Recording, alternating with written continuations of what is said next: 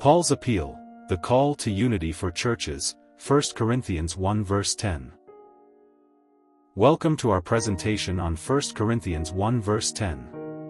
Today, we will delve into the significance of this verse, its historical context, and its relevance in our lives today. Our focus will be on the theme of unity among believers.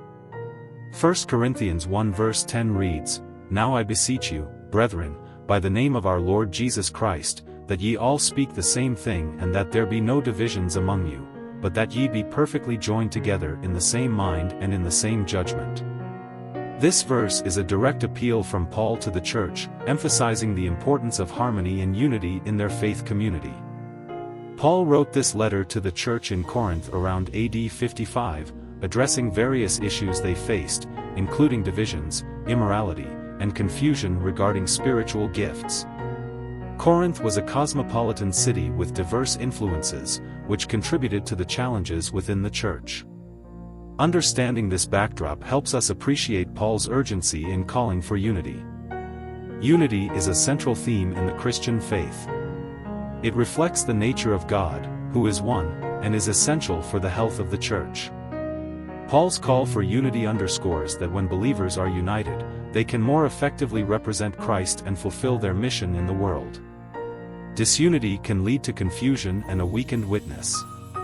When Paul says, "I beseech you," he expresses a heartfelt plea. This isn't a casual suggestion but an earnest call to action.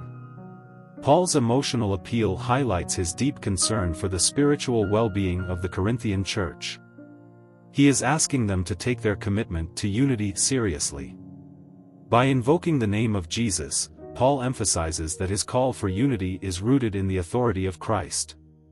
This reminds the church that their commitment to unity is not merely a human endeavor but a divine mandate. It calls them to act in accordance with Christ's teachings and example. Paul encourages believers to speak the same thing, which refers to maintaining a common doctrine and message. This is crucial in a time of varying beliefs. A shared understanding of core Christian truths fosters unity and strengthens the church's foundation, ensuring that all members are aligned in their faith.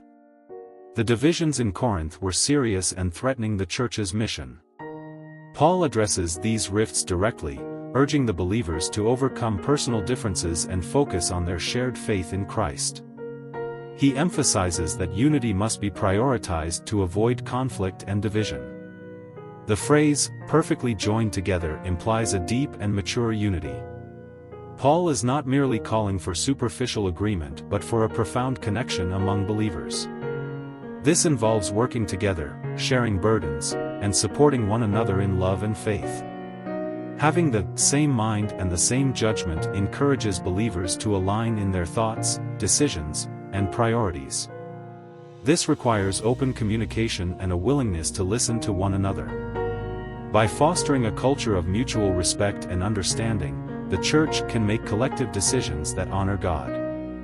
The call for unity in 1 Corinthians 1 verse 10 is just as relevant today as it was in Paul's time. We face divisions in our churches and communities that can hinder our witness. This verse challenges us to prioritize unity, seek common ground, and work collaboratively for the common good. 1 Corinthians 1 verse 10 is a powerful reminder of the importance of unity in the body of Christ. Let us commit to being agents of unity, reflecting Christ's love in our relationships. I challenge each of you to identify one specific action you can take to promote unity within your community. Thank you for participating in this exploration of God's Word.